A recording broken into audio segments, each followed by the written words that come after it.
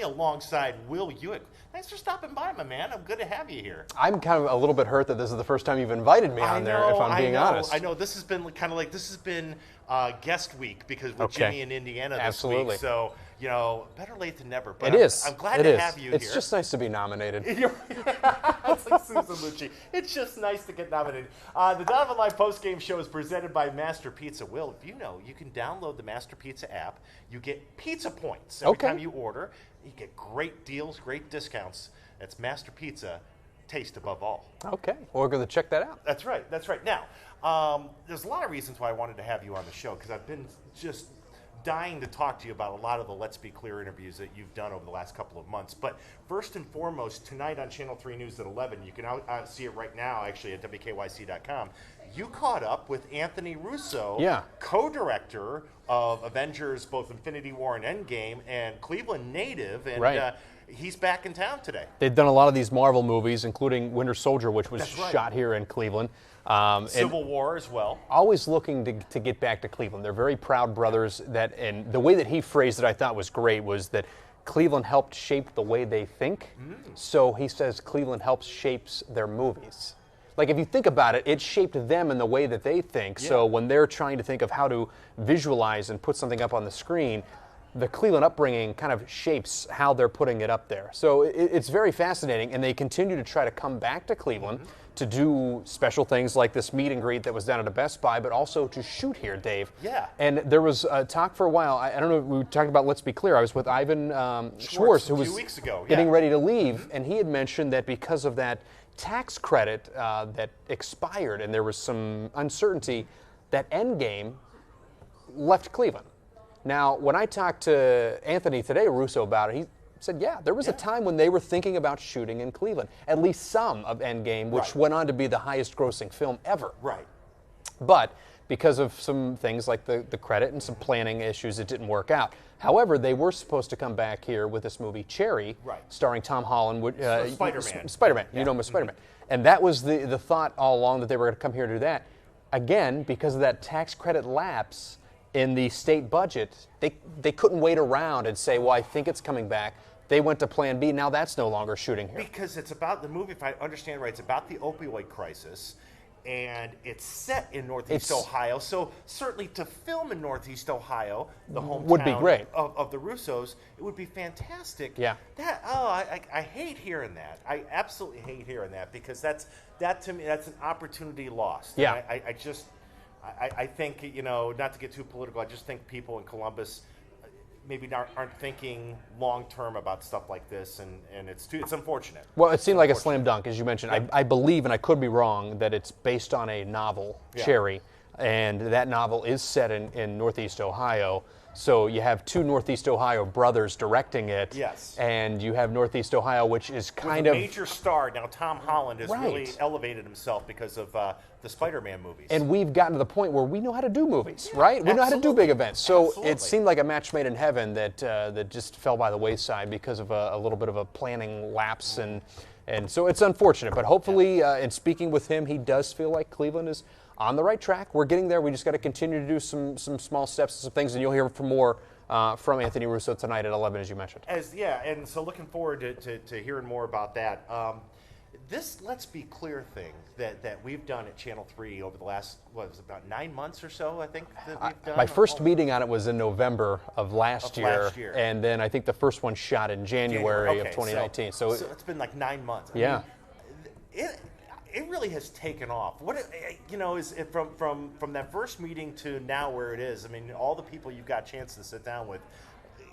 As you think about it now, it's like this idea of putting you in a bubble in a truck, to where it's elevated to be something that, I mean, is really one of our flagship things now that we do. It's interesting because now I feel weird when I'm out without it. Right. Like you said, I've kind of been doing that since January, and we get this truck and we shoot 14 interviews, bam, bam, bam, bam, bam, bam, 7 cameras, and then I go into my hole in my computer and don't leave for 2 weeks, just putting all these things together.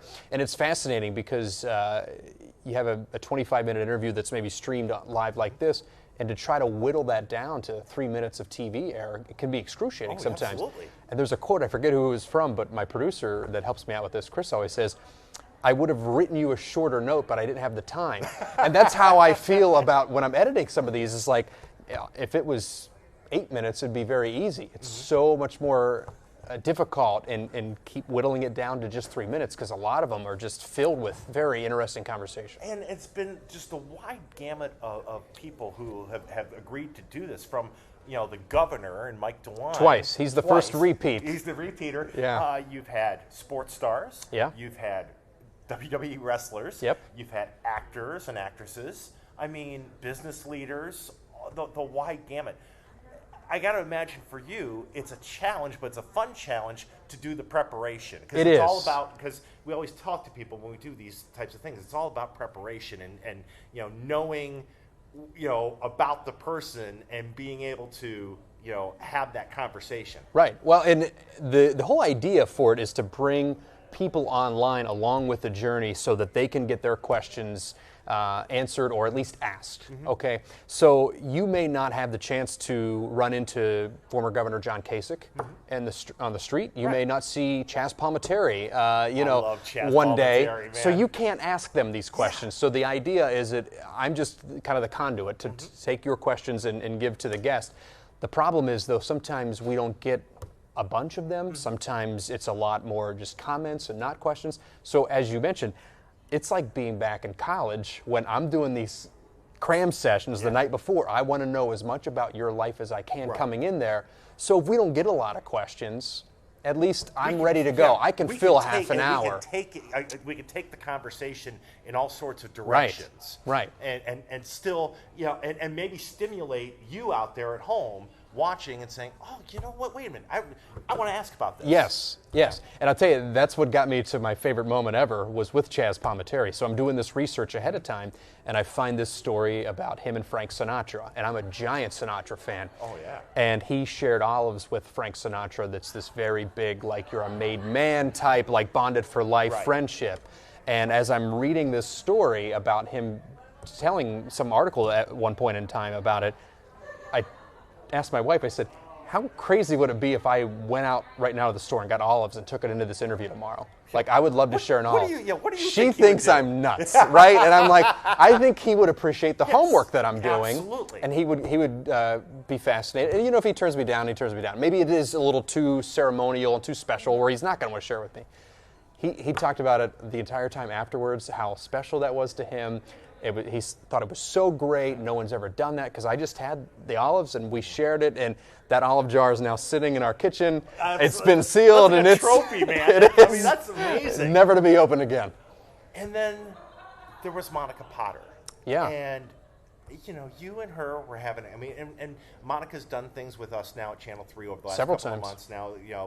With you, with Holly, I think with Sarah, with Dave. Betsy, with Dave Chudowski.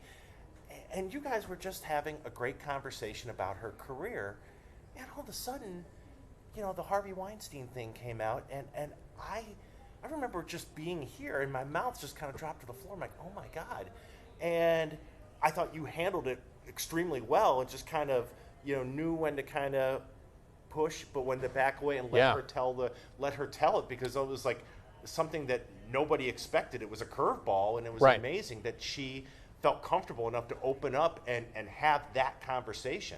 Well, and it was obvious that she'd been sitting on this for a while. I mean, it wasn't something that she was planning on sharing, maybe ever. Right. I don't know. But I talked to her a little bit about it afterwards, and it was just kind of in the heat of the moment. She thought maybe this was the time, and it just kind of came out, and she wasn't sure why. But you're right. It's one of those things you just never know. Going into it, we never know what the person's going to say or what questions are going to come from the audience that may lead us during a certain path. We don't know who's going to be very popular. And when I say popular, I mean in the sense of generating a lot of questions, or who's not going to get any, but maybe there's going to be a lot of viewers. It's hard to know. It is. The Heinen brothers. Right. We got generated a lot of questions. Huge. Everyone was talking about that. groceries. And, I think ahead of time, maybe you don't think that's going to happen. Where then there's another one you're thinking, okay, for sure people are going to want to know about X, Y, or Z. Right. And you get a lot of viewers, but maybe not a lot of questions. So It is kind of, you're not sure where it's going. You just have to be prepared. And I think doing your homework ahead of time really helps you at least navigate some of these waters that you may get into. Well, I can't wait until the truck comes back and you're out there doing it again. Well, Because thank you. it's We still really got, been a lot of fun. Dave, I think we got 8 shots still that haven't aired that I'm editing. The second one with Governor DeWine I'm putting together right now. And it's going to air, I think, next week, next Tuesday. Beautiful. Look forward to that. And again, let's be clear. It's your chance. We find these people that are willing to sit and have these 30-minute conversations, but it's for you folks. Kind of an open forum. It's an open forum. Yeah, well, and Take just advantage to give you an idea, with Governor DeWine, we get into I think it's House Bill 70 with the school takeover. Yeah. So he addresses a little bit of that, some of the administration things that are going on, as well as the gas tax. Right. We talk a little bit about that, and down the pipeline, we talk with the president of the Association of the West Side Market about what's going on over there, maybe some changes that are coming, or how that relationship's going with the city. People want to talk about the market. Yeah, and what's that is a happening with crown vendors. jewel of Cleveland, and it's how do you keep it that way. So we're going to get into that in the coming weeks, as well as waterfront development. The guy that's doing that, we have him we're talking about. Tower City, development. So this time we kind of did a lot of maybe the changes coming to the city of Cleveland and the landscape. So it'll be interesting because I think that always fascinates people with, I know when I first moved here, to looking at it, what it looks like now, Exactly. It's been dramatic. So I can't imagine 10 more years or so. No kidding. Well, listen, I appreciate your time, my man. Thanks always, for stopping man. by. Good to see you. Will Ujek, our guest host tonight here on the Donovan Live postgame show. Jimmy and I are back on Monday as we get you ready for the Browns and the Buccaneers, but we'll be certainly talking about the Indianapolis Colts game this weekend and everything else happening around sports. Again, the Donovan Live postgame show is presented to you by Master Pizza. Download that Master Pizza app. Start earning pizza points today. That's Master Pizza. Taste above all. For Will Ujek, I'm Dave DiNatale. Thanks for watching the Donovan Live postgame show presented by Master Pizza here on WKYC's Facebook Live and on YouTube.